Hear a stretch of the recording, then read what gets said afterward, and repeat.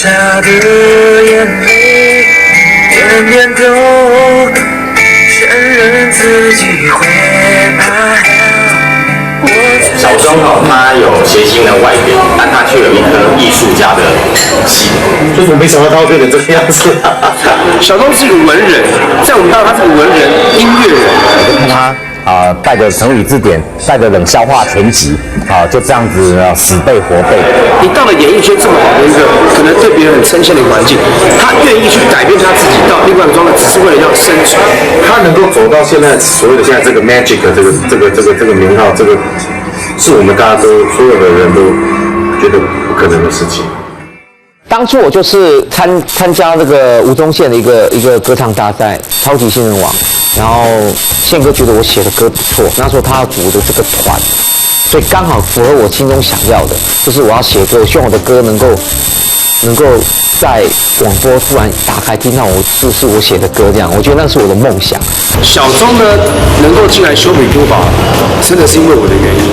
当时我第一个被宪哥签下来的时候，我就当宪哥的助理，我帮宪哥开车。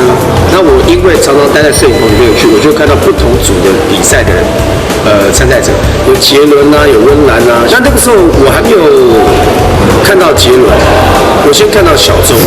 当时我是先从小钟的音乐外形吸引到我说，这个人蛮有才华的，他的音乐很特别，有自己的风格。所以我观察他1、2集之后，我发觉。我觉得我可以交给宪哥。我说，我觉得你写歌写得不错，他就约到一个牛排馆，然后就到那边去，他就在吃他的牛排跟沙拉。他说小钟，我是写歌的人，我说知道，我说宪哥，我知道你写很多歌。他说我的作品，我跟你讲，见鬼啦，不得了啦，很多人跟我邀歌啊。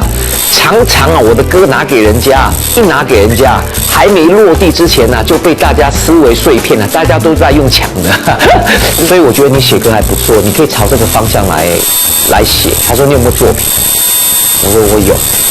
我第2天我就差不多拿了50首我的作品拿给宪哥，所以我说这是日积月累我对创作的兴趣。然后当人家真的要你要东西的时候，你拿得出东西。然后宪哥听了说，你的东西真的不错。那时候我也是胖嘟嘟的，然后外表其实不是很优秀。他说那你就加入修理都华这个团，他需要一个制作人。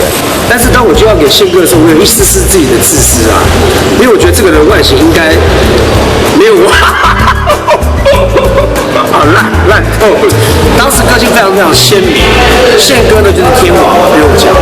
那我呢就是可能就是比较叛逆。不过在团里面我是担任 leader vocal， 就是主唱的一个部分。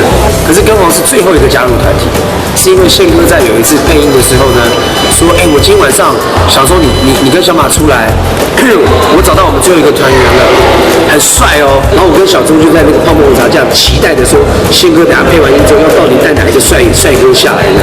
然后当跟宪哥进入到那个泡沫红茶里面的时候，我跟小钟2个人就觉得哇，真的那个感觉哇，刘根宏真的很帅，因为他站在宪哥旁边之后特别能够凸显得出来。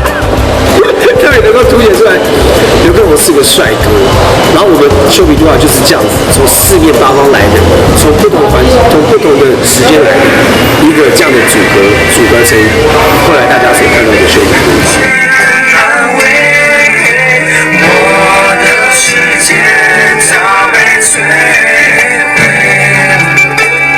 我是负责中高音还有创作部分的。修比多华有些歌也是我写的，但该次的末日是周杰伦写的，我写的一些也还不错，譬如说是乌漆嘛黑。我会怕黑，我会怕黑，乌漆嘛黑，乌漆嘛黑，乌漆嘛黑，乌漆嘛黑。不要走，不要走得太远，我会怕黑。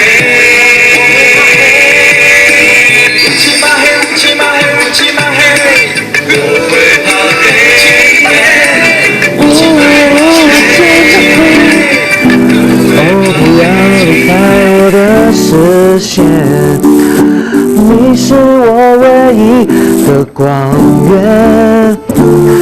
不要走，不要走得太远。整张专辑的小钟是制作人，然后呢，杰伦的歌比较少，多半都是小钟的歌。那他非常的努力，也很积极在音乐上面。可是不知道为什么，每次专辑出去之后呢，主打歌呢几乎都是杰伦。他操盘的专辑就比较卖不好。我常常现在我在放我们修比多瓦音乐的时候，我还是很感动，小钟创作了一些很经典，在我心目当中很经典的音乐。爱给的那么多，我没有缘由拾起心碎的梦，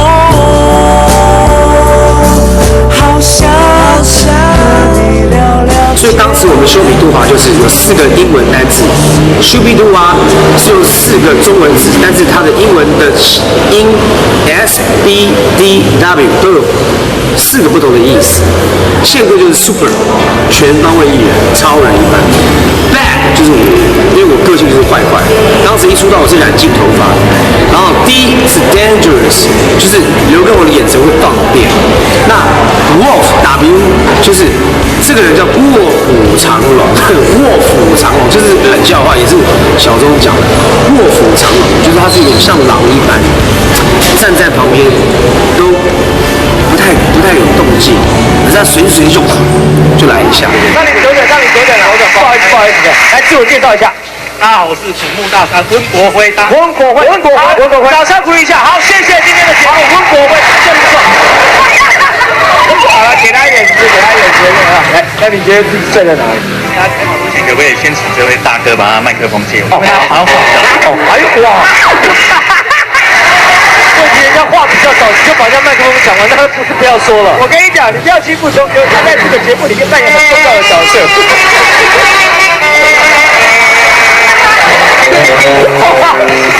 欢迎收看《校园男美女》，周回来阿路吧！大家好，我是小马。然后全部的学生就啊！大家好，我是根红啊！大家好，我是小钟。就很明显有落差啦。他那时候真的就是不起眼的一个，好像空气一样。那时候真的还蛮受欢迎的这个团，但是我是里面最不受欢迎的，因为我其实还是一直本着就是自己是创作歌手的感觉，所以比较不修边幅。我们那时候红到，我们到学校去，学校会拉整个布条，欢迎修比都华小钟、小马、根红等等，莅临我们学校校园美女照过来红布条，学生一进去都在尖叫，哇，他们来了。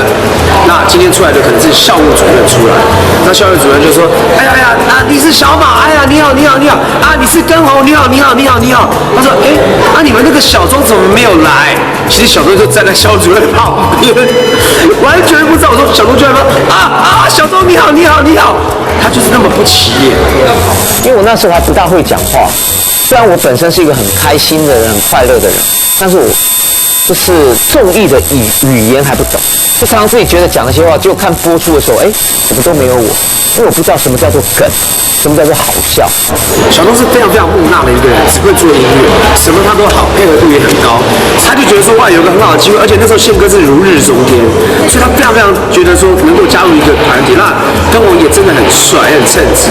然后呢，我在这方面的话，小钟会觉得说，歌声应该也是他认同，他也觉得说，这样的团体应该不错。就是他没有觉得说加入偶像团体什么，因为他那个时候就是一个真的整天下来，你可能会忘记他的存在。因为世界末日大受欢迎，我们想第3章，因为第2章还有宪哥，我们想说第3章我们要靠我们自己，就没想到宪哥一离开，从原本快20万的销售量掉到只有1万5，然后唱片公司要跟我们解约，那变成说那真的要想后路了。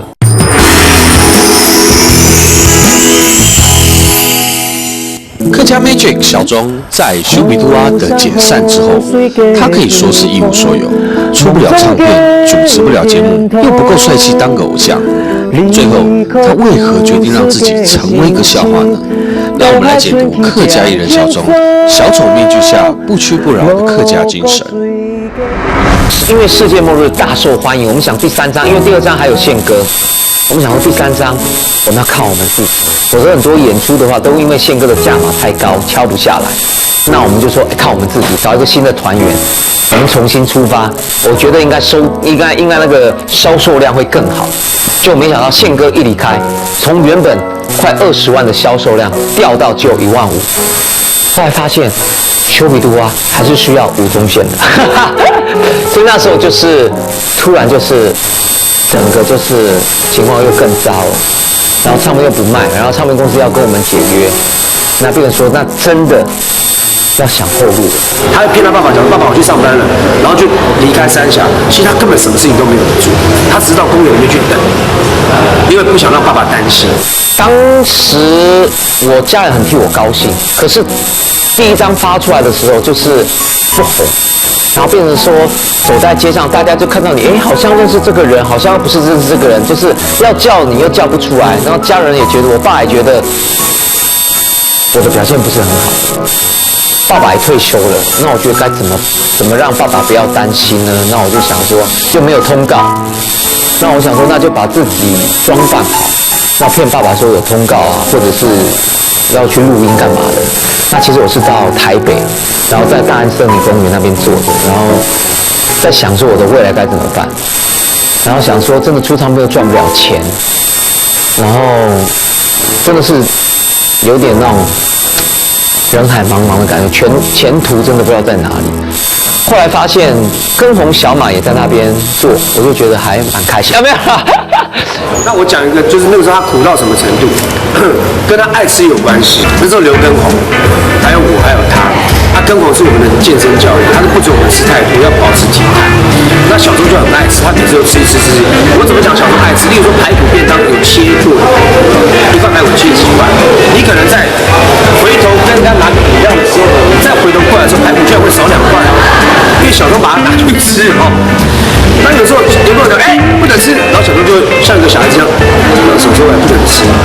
哎，不能吃，小钟一样拿，他说不能吃。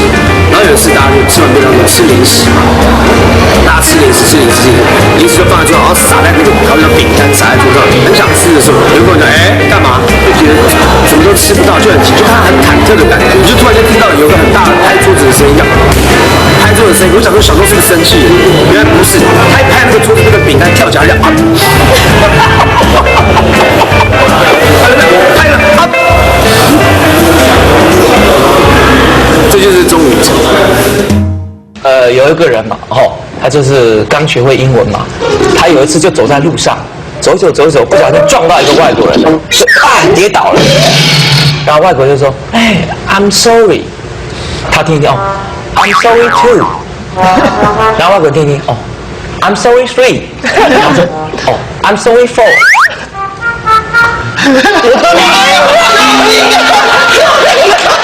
开始，重新开始，然后开始背笑话，然后学魔术，然后学更多的才艺，然后看了所有志村健好笑的啊，吴宗宪好笑的、胡瓜好笑、张飞的节目、康康啊，所有好笑的东西我都会去看，然后去背笑话，去看笑话，让自己成为一个笑话。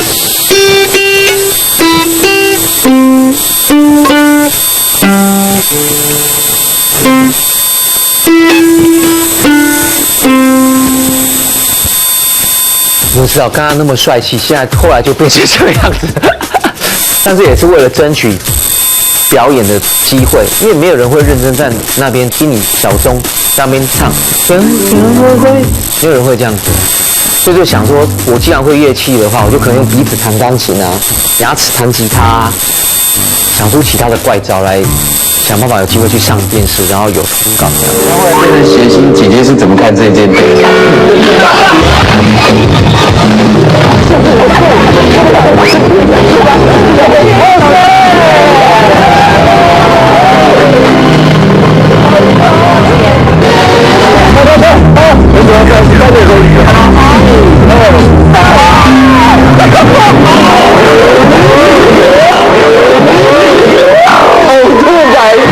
像我做过，就脱光，只剩穿一个短裤，然后身上放饲料，然后给鸭来吃嘛。然后鸭子有爪子，然后爪子身上都是那种，人家以为是什么哪个野女人抓的，抓的全身都是伤。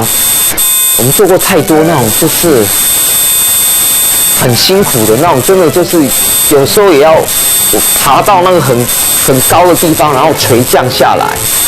然后我觉得这些东西，我觉得你不做的话，你也不行，因为节目需要效果。大家都经历过那一段，包括罗志祥我们的好朋友都经历过那一段，做西瓜扮女人扮丑都经历过。但是我觉得很特别，是因为我自己知道我是一个热情，我想要表演，我想舞台。可是小钟不是，小钟是一个文人，在我们当中他是个文人、音乐人，他为了真的没有办法入宝山空手而回。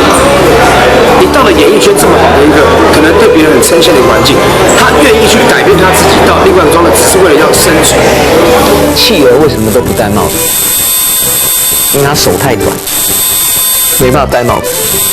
企鹅为什么只有肚子中间是白的，其他都黑的？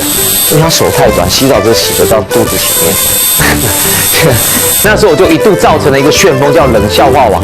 他有做功课，他会抄笔记，那他就有一个中式秘籍，就每次要上节目之前，他就打开他的中式秘籍。他偶尔我要跟他录同一个节目，我稍微借由吃便当过去讲，钟哥怎么样？秘籍啊，收起来。我就看他带着成语字典，带着冷笑话填词，就这样子呢死背活背然后在节目上慢慢的去说出他所消化的这些内容。60的 Everybody Happy New Year！ 鼓掌，我声音太小，所以我听不到，大声一点好不好？我听不到，各位大声一点。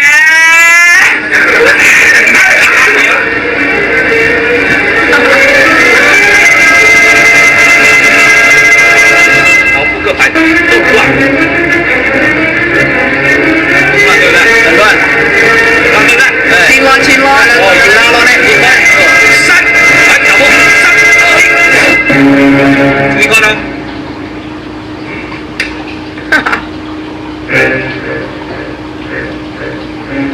很平常吗？那时候是晃哥，他讲说小钟以后不得了。我说为什么？他说因为你们都承袭了宪哥的模式，只有小钟发展出另外一个状态。这个我必须得认同。钟哥在这方面就是他的天分。谢谢你们。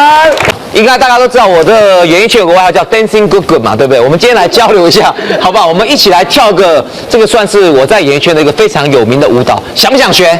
想。校长一起来跳好不好？好。右手放下来，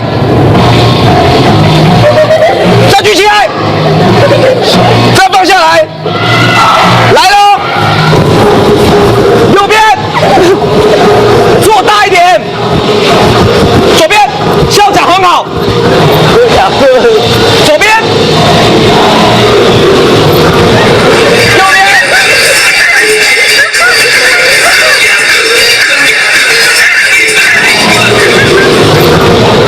右边，中间，摆 pose， 帅气。在欢笑给人的人，其实我觉得是很伟大的，即使他做的事情是再卑微，我还发觉到这一点，所以我慢慢就释怀了。我觉得我很享受这个表演，因为我觉得当我看到大家是笑脸的时候，或者我是走在路上，小钟你很好笑看到我是开心的，我就觉得我也开心了。很多人是认识现在的钟明成小钟 ，Magic 什么东西，觉得他很好笑，冷笑话，他创造很多的风格。可是协场人是跟我跟刘畊宏一样，从以前看到他是700多度的大转弯，他的人生。飞起来的扑克牌。魔术师魔爱你吧，不看的关系出来。Anybody home？ 飞。哦，下。魔毯。飞。下。这个当然是很厉害啊，好不好？这个呢，其实呢，厉害的魔术师呢，就随时随地都会有准备，好不好？这里有个信封，其实这里面有我的一个预言，好不好？那我今天跟这个随便的，我随便跟导演来玩一下。导演，你心目中的偶像是谁？他的相片已经被我预言在这里面，信封在里面。你可以大声的说出来。500，要不要改一下？500是不是？好，500的相片已经被我预言在这里面。准备了哦。3、2、1。500 3个月大时候的相片。Magic。上次有一个人说他的偶像是奥巴马，我也变出来了。奥巴马3个月时候大的相片。天嘅風吹過，帶動愛嘅搖射。我對音樂很有興趣，但是我沒有就是錢，那我該怎麼辦呢？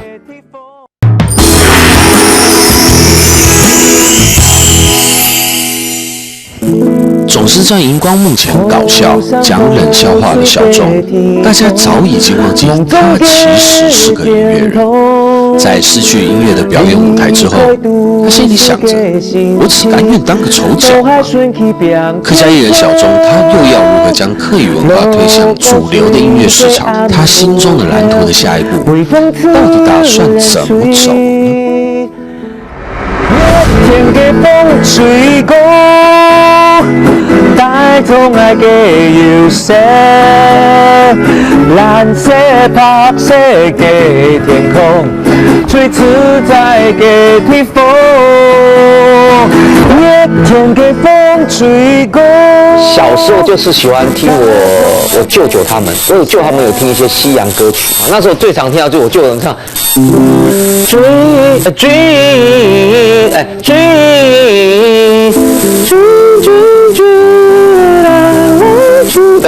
那就听到这种东西。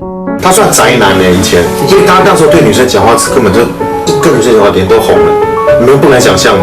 就是国中到五专这段期间很宅，上课上完课下课他做过一件事就是弹吉他。成绩不是很好，那我就想说，我很喜欢玩音乐，对，那就是尝试着说，组一个 band， 然后写一些歌曲，可以在一放学回到家就进去自己的房间，就开始拿那个电吉他一直弹到吃完饭，出来吃完，然后又进去一直弹到睡觉，这么疯狂，对，每天，甚至看电视也是抱着电吉他在弹，每天。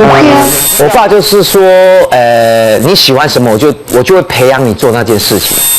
然后我那时候我喜欢弹电吉他，那我爸爸他刚好是电信局，那我爸爸是本身是有组个乐团在电信局，那我爸就把那个电信局那把电吉他偷回来给我用，然后我觉得那把电吉他对我的影响就很大。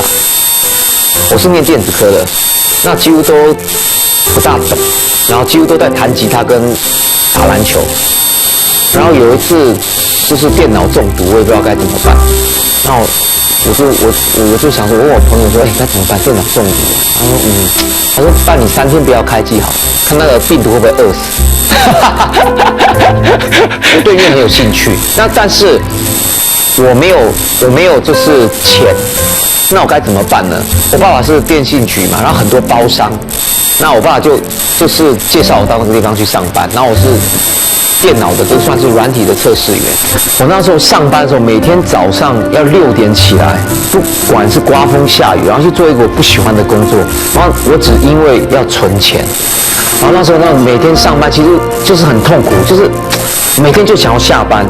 那唯一可以开心的时候，就是下班的时候还去兼差，去民歌西餐厅唱歌，还有持续一点点感觉上跟梦想有关系的事情。因为我过去就是外貌很平凡，对啊，然后就是我们是想要做幕后的，对对对，然后那时候就是后来也得到第1名之后，有机会去唱片公司试音，然后试音之后也没有回音，就是石沉大海。然后就开始想说啊，那这样没有回音的话没关系，我就写歌让我想说就是像一般人就是投稿。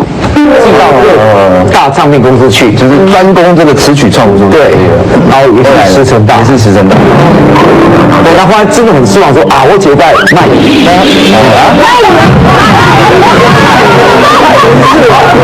卖淫是啊，对啊，陪着我姐姐卖淫，对，骑摩托车带一些货给客人看，对，然后那时候我还有在上班，然后那时候还帮忙我姐姐，我姐卖淫的话，那时候是在光华商场啊，在那个三重泸州一带，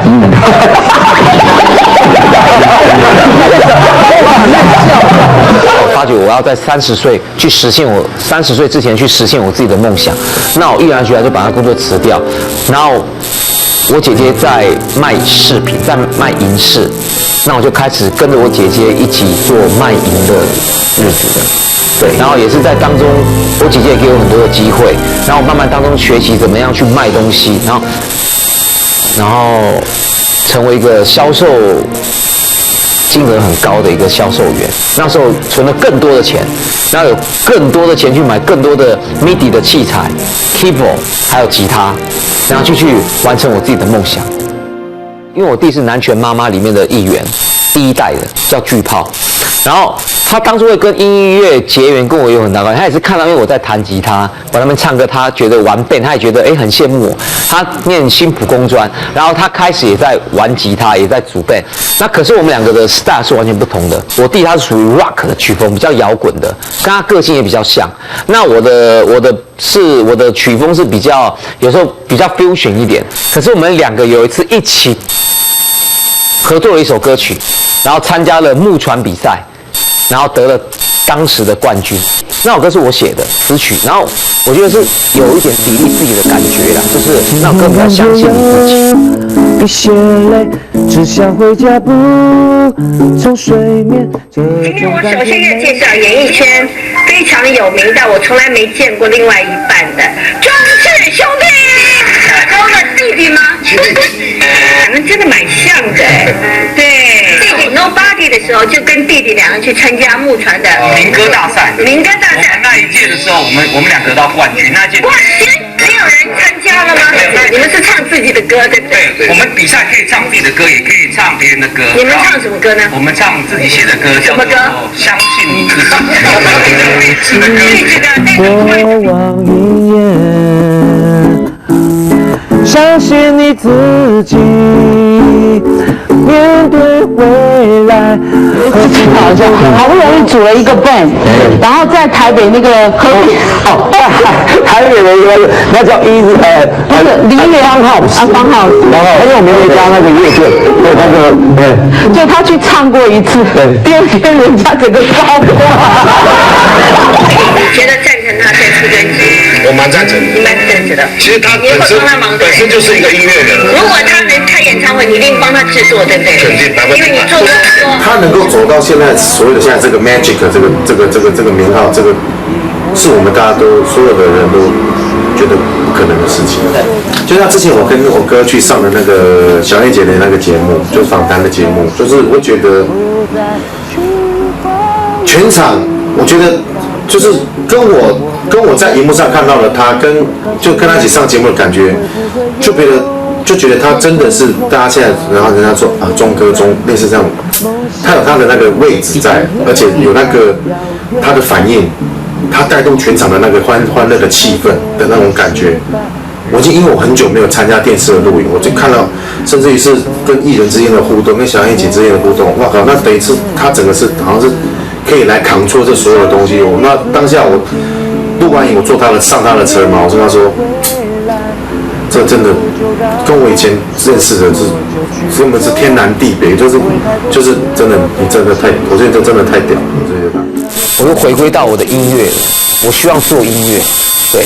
然后，就算我的唱片只卖10张，但是我在做一个我开心的事情，我愿意分享给大家的事情。时候，就请你和我一一起拥有梦。那时候我不管是我舅舅、我舅妈、我外婆家人，他们都买了很多我的 CD 叫我签名啊。然后我爸爸的同事什么的，我觉得他们很以我们为荣，但是我们没有让他们光荣。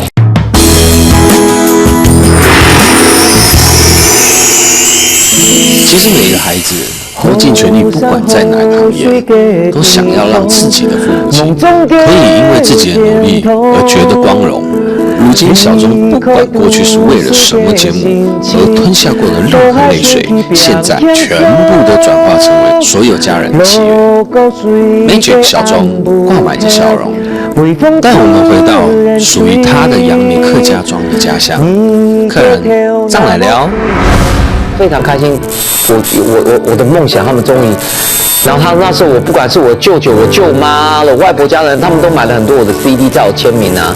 然后我爸爸的同事什么的，我觉得他们很以我们为荣，但是我们没有让他们光荣。光耀，开始吗？好。大家好，我是罗志祥小猪啊。今天要介绍我的家族的成员。没有人吐槽我，这样我录不下去。阿婆啊，91岁嘞，91岁嘞，看不出来，看起来像90岁哈。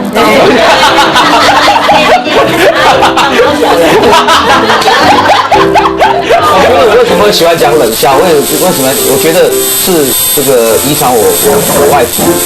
因为我讲什么他都会笑，而且他都听得懂，很厉害。91岁的还身体可以这么健康，然后保养的这么好。你看一下这个说，你看得出来我91岁的吗？你看那看那边看，还有你刚才讲的，看不出来啊。你说不是？你跟他讲说，你看得出来我91岁了吗？看得出来我91岁吗？哇！妈妈，你也讲一个。你说你看得出来我62岁了吗？哎呦，光好小。那我这个阿姨要拍一下广告，你看得出来我80公斤了吗？看得出来我已经90公斤了。那直到最近，我爸才每次看到我都很肯定我，因为我在主持上的表现受到了肯定。那他的朋友说：“哦，你儿子好厉害哦，这个哇，现在每天打开电视都看到他哎，然后讲话很好笑哎，还 magic。”然后我就觉得我觉得真的尽到孝道的事情，就是让爸爸觉得自己他很有面子。我还发觉到那一刻，我觉得爸爸是开心的，所以我觉得更要把自己做得更好。那时候我住在中立，我爸爸还特地开车载我再到台北，然后去找了那个很难找的一个乐器行，我们买了那个 MIDI 器材回来。然后这一点让我很感动，因为我爸对台北路也不熟，就看他大粒刮、细粒刮这样，去跟着我在那种艳阳天底下，然后搬着器材这样，然后支持我的这个东西，我就觉得最主要是因为没有让他出钱，对，没有，就是爸爸那种感觉，就突然有那种朱自清的背影的那种感觉，我觉得蛮感谢爸爸的，对，而且就是现在因为我也到了适婚年龄，然后经常会介绍一些女生给我认识。然后给我相亲，对，上次帮我相亲的一个是高中女生，就知道range有多宽了，有多急了，多想抱孙子了，对啊。那但是我觉得我妈就是一路上啊，不管是我们做业或什么，她都在背后支持我们啊，这个是让我们觉得很放心，就是无后顾之忧。她不会说你一定要去做一个大家认为说一定会有成就的事情。那我觉得就是让很多子女做，让自己去做自己想做的事情。我觉得这个是很开明的妈妈。然后本身有时候看到我们上节目，会觉得蛮辛苦，说那么辛苦，有时候在节目上要被人家整，或者干嘛辛苦。他说暂时不要做了。但是我过年发红包给他摸满后，他说那再做2年好了。他本身也喜欢唱歌，然后他常常比如说我们写的歌，他会叫你唱来我听看看。等于说妈妈是第一线的，他常常说这个好听，这个不好听这样。那我觉得我爸爸也会给我这种意见，所以我觉得家人的支持很重要。我也会唱给我姐姐听，我弟弟听，他们觉得好听，我就觉得一直支持我继续创作下去的动力。或者是说我一直到现在变成谐星或者变成主持人，我都会节目到了，我说我的节目什么时候播？你帮我看一下好不好笑？主持的这个稳不稳？讲话有没有口条不好？这样，所以我觉得家人一直是我的忠实的听众跟观众。我觉得少了他们，我觉得就会少了很多，就是不管是客观的东西或是什么，他们都很客观跟我讲，让我去改进。儿女如果有能力的话，我觉得就尽量要孝敬父母亲，或者是尽量跟这个亲戚朋友们多往来，我觉得这是最重要的。尤其是回到客家庄，吃到这个道地的客家菜，这种永远难忘的福菜汤，我这算是客家的梅干扣肉，我觉得这些东西都是值得我们一再回味的东西。就是客家的人情味，就像是客家菜一样，这么咸，让人家咸到让你忘不了。对，可以配很多饭，浓浓的味道。下来的时候，小时候很木讷，怎么会讲话了？因为小时候你比我还活泼。客家人，我觉得第一个能吃苦，第二个他就是有很大的不安全感，所以工作会都会接很多。就是我跟瓜哥也有聊过这个事情，就是当别人休息的时候，我们还是就是继续愿意去做。对，所以你看客家其实很少在休息。几乎礼拜一到礼拜天都没有公休的日子。我从小就认为呢，我妈妈比较疼我弟，因为我妈妈鸡腿都给我弟弟吃，我到现在还搞不清楚为什么，妈，你为什么鸡腿都要给董吃呢？因为他小，对，他小，他现在还是很小吗？就是弟弟，现在还是一样，在妈妈的心目中，弟弟就是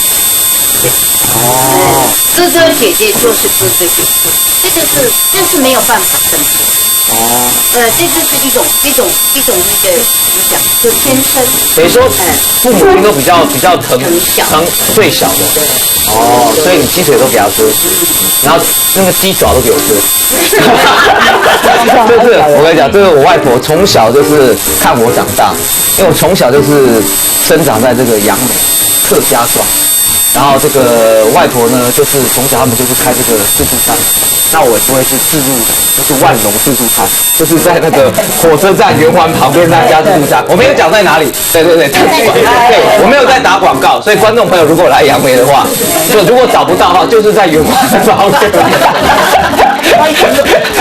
我要介绍说，这是我表妹啊，已经结婚了，那很羡慕她。我们客家人都是很传统的，还在家里帮忙，你就知道我们客家女孩子有多好。嫁出去还在家里，最主要是住在家里啊。没有付房租啊。假水要勤俭啊，无打讲啊，高傲啊。那你拖客家人啊，冇嘛？你阿有14集没客家冇？我以前冇好了冇？讲啊！其实压根的他。根本他不是一个搞笑艺人，你这么多年的形象，就是给别人你的笑声、你的冷笑话、你的 magic 够了。你有很多的作品，可是你要回归到你最 original 那个的时候，你的爆点会更大，因为大家已经遗忘了你会唱歌。所以我觉得只要留在战场上，我就有机会；只要我留在演艺圈的话，我就有机会。所以我现在要再出场边。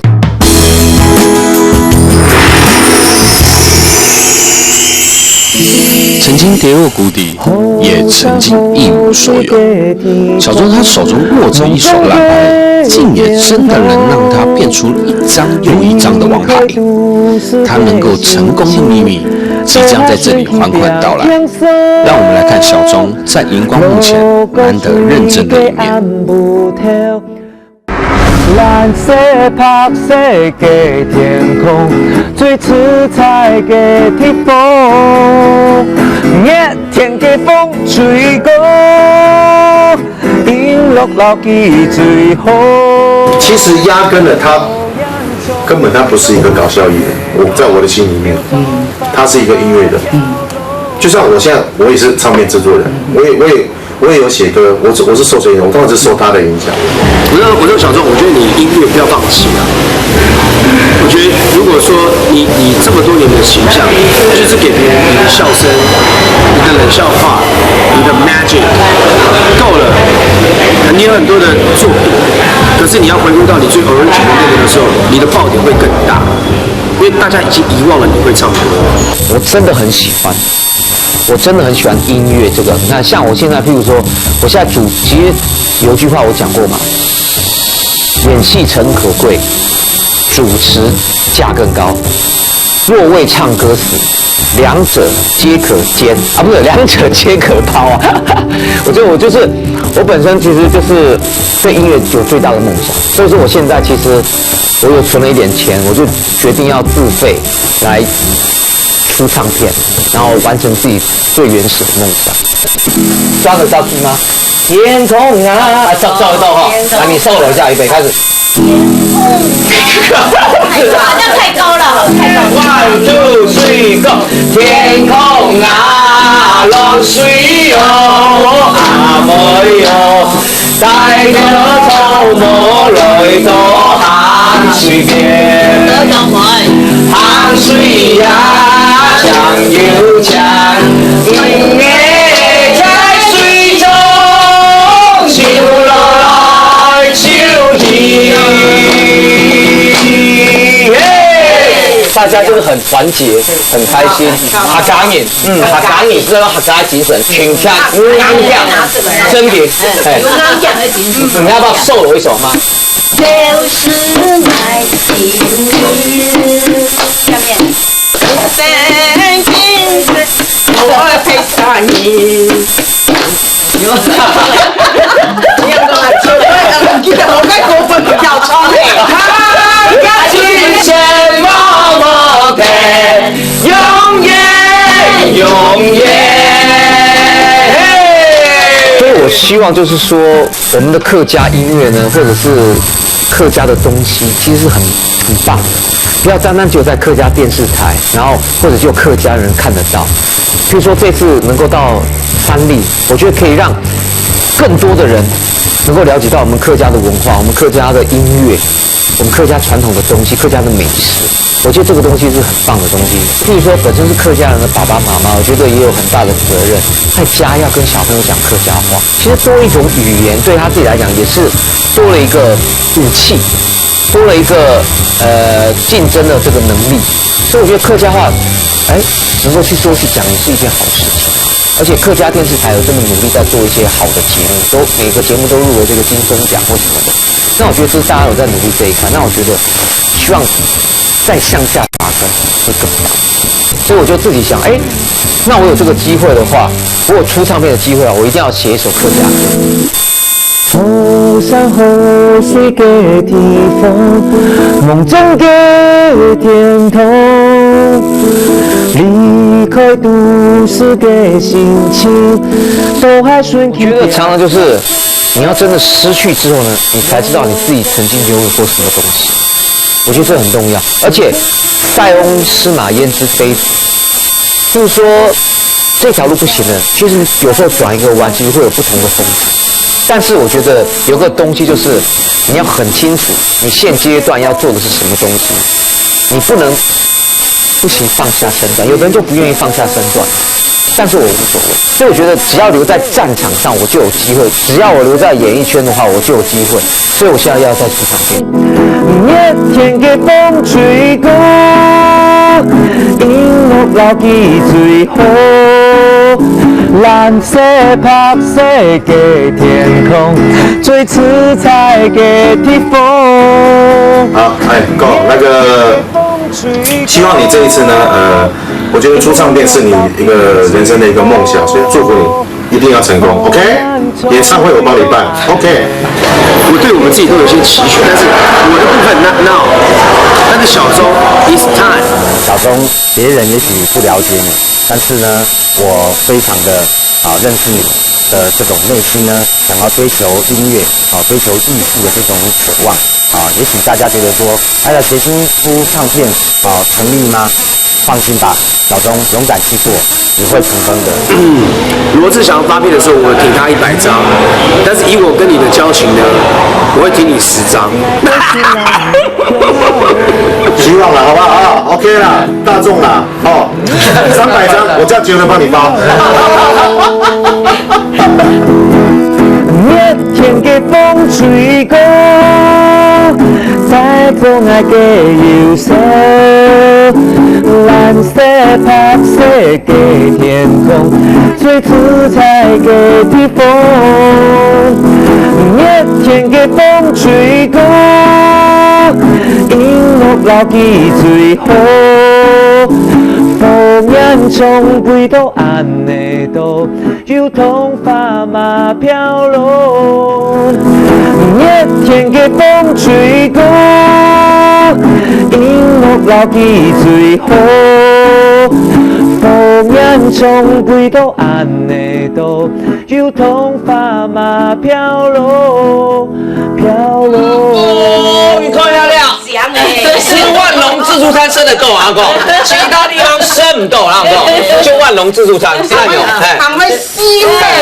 好，最后我们所有亲朋好友祝所有观众朋友们天天开心，有空来杨梅客家庄玩，最重要要来万隆自助餐。